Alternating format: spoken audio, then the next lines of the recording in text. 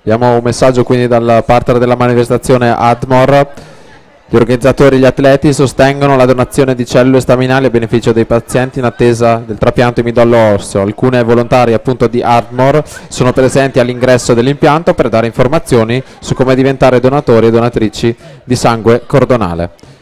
Torniamo alla nostra manifestazione con la terza serie alla partenza.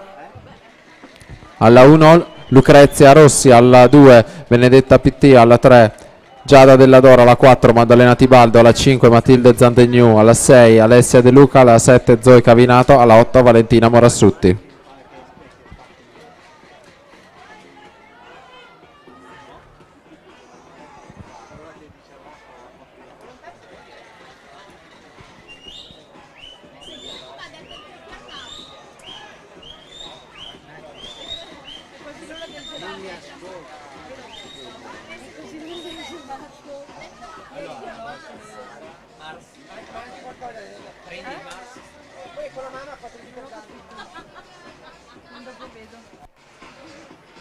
Laura Mion, Sporting Club Noale 1:16:51, si aggiudica questa serie, lei è appartenente alla categoria ragazze, passa al comando della classifica provvisoria 1:16:51, la partenza